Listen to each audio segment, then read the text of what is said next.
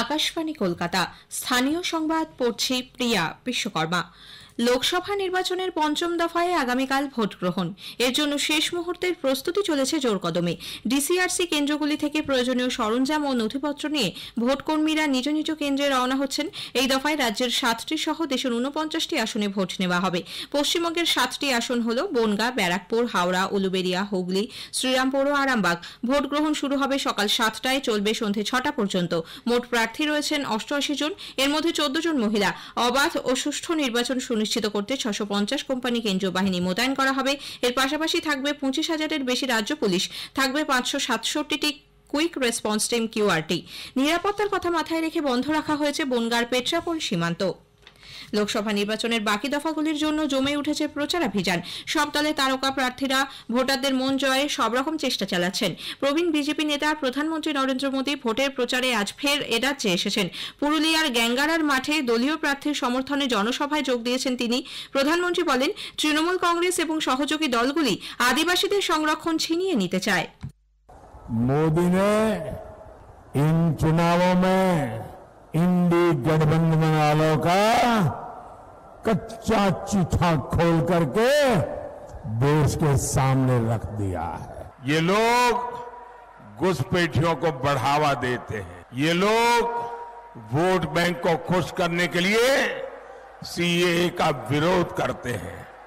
TMC और उसके साथी दलितों, पिछड़ों, आदिवासियों को मिल रहा आरक्षण छीन लेना चाहते हैं। সন্দেশখালী ইস্যুতে আজ ফের সরব হন প্রধানমন্ত্রী। শিক্ষা সহ একাধিক দুর্নীতি নিয়ে রাজ্য সরকারের সমালোচনা করে তিনি বলেন, মানুষ এদের আসল রূপ বুঝতে পারছেন। এরপর বাঁকুড়ার ওন্দার নিকুঞ্জপুর হাইস্কুল ময়দানে আরেকটি জনসভায় তিনি যোগ দেবেন। মেদিনীপুরেও আজ দলীয় প্রার্থীর সমর্থনে প্রচার সারবেন তিনি। তৃণমূল কংগ্রেস নেত্রী মুখ্যমন্ত্রী মমতা ব্যানার্জি আজ বাঁকুড়ার কলেজ মোড় থেকে লালবাজার মোড় পর্যন্ত রোড শো করবেন। পুরুলিয়া শহরেও তৃণমূল নেত্রীর আরেকটি পদযাত্রায় অংশ নেওয়ার কথা। বাঁকুড়া ও পুরুলিয়ায় একই দিনে প্রধানমন্ত্রী ও মুখ্যমন্ত্রীর প্রচারকে কেন্দ্র করে জোরদার নিরাপত্তার বন্দোবস্ত করা হয়েছে। বিরোধী দলনেতা শুভেন্দু অধিকারী আজ রামনগরে কাঁথি লোকসভা কেন্দ্রে দলীয় প্রার্থীর সমর্থনে বিজয় সংকল্প সভা এবং রোড শো করছেন। বাম ও কংগ্রেস প্রার্থীরাও নিজ নিজ কেন্দ্রে জোরদার প্রচারে অংশ নিচ্ছেন। দমদম কেন্দ্রে দলীয় প্রার্থীর সমর্থনে আজ একটি রোড শোয়ে অংশ নিচ্ছেন সিপিআইএম নেতা শতরূপ ঘোষ।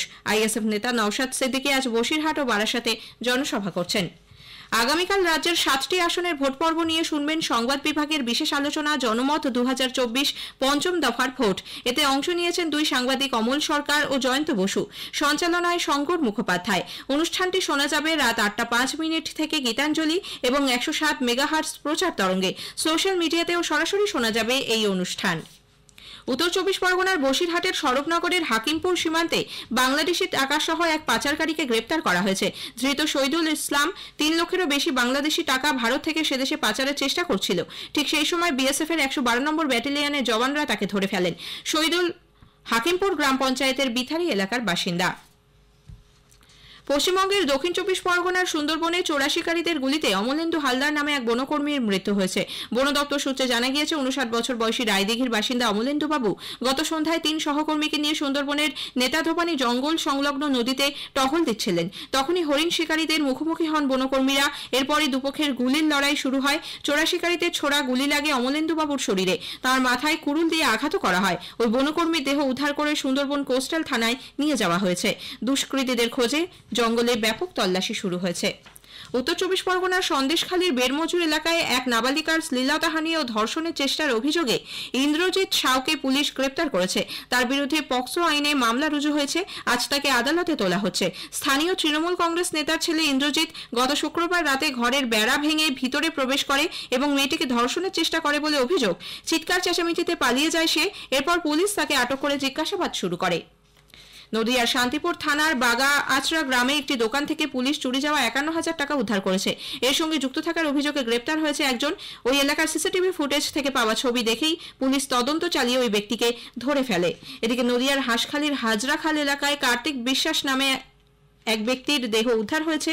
সকালে পাটক্ষেত থেকে তার দেহ উদ্ধার করে পুলিশ। পারিবারিক অশান্তির জেরে তাকে খুন করা হয়েছে বলে প্রাথমিক অনুমান। গরম ও অস্বস্তি কাটিয়ে দক্ষিণ ও উত্তরবঙ্গের বেশিরভাগ জেলাতেই বৃষ্টির পূর্বাভাস দিয়েছে আবহাওয়া দপ্তর।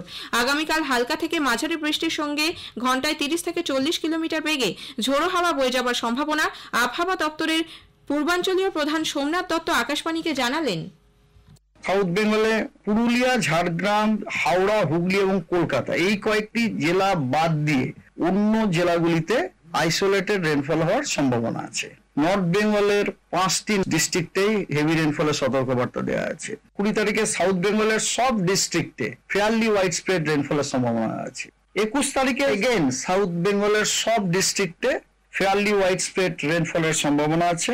22 তারিখে ওয়েস্ট বেঙ্গলের সব ডিস্ট্রিক্টেই আপনার স্ক্যাটার রেনফল হওয়ার সম্ভাবনা আছে। আইপিএল ক্রিকেটের লিগ পর্বের শেষ ম্যাচে কলকাতা নাইট রাইডার্স আজ রাজস্থান রয়্যালসের মুখোমুখি হচ্ছে। গুয়াহাটির বর্ষাপাড়া স্টেডিয়ামে খেলা শুরু হবে সন্ধ্যে 7:30টায়। স্থানীয় সংবাদ শেষ হলো।